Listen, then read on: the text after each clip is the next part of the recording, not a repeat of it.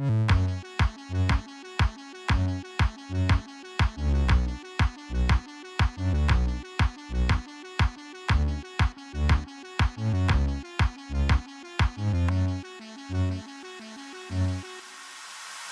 the heart of Pittston, Pennsylvania, stood an old hospital, a relic of the late 1800s, perched ominously above the Knox coal mine.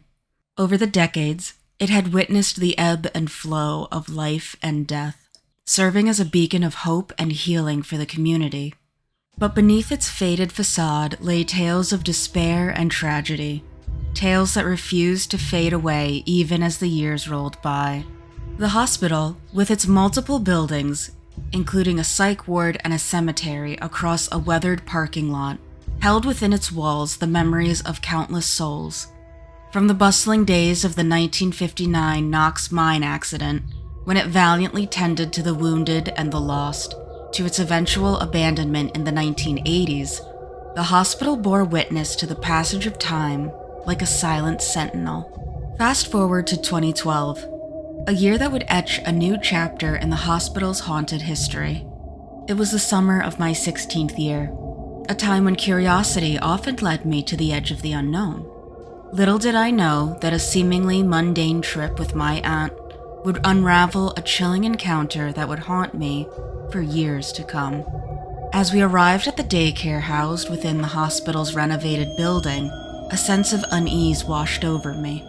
The tall brick structure loomed ominously against the backdrop of the Susquehanna River, its presence stirring something primal within me.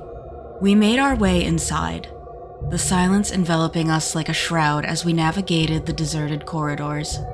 I watched in fascination, passing a corridor with 2 doors, and through the small windows I could see a sign that said morgue as we rode the aged elevator to the 2nd floor, where my aunt had her meeting. Left alone in the eerie stillness of the deserted hallway, I tried to distract myself with my phone, but an inexplicable sense of foreboding lingered in the air. Ignoring my instincts, I ventured further into the abandoned wing, the dimly lit corridors stretching out before me like a labyrinth of forgotten memories. Rooms that once bustled with life now lay frozen in time, relics of a past long gone, even its operating room with tools. But it was when I reached a 3-way split in the hallway that the true horror began to unfold. Caught in a moment of indecision, I felt a chill run down my spine as I heard faint whispers echoing from the darkness beyond. Panic rising within me, I fled back to the safety of the elevator where my aunt awaited. As we descended to the ground floor, I couldn't shake the feeling of being watched, of something unseen lurking in the shadows. It was only when I glanced back at the hospital from the safety of our car that I saw her, a spectral figure standing in a window on the 4th floor, her ghostly form illuminated by the fading light of day.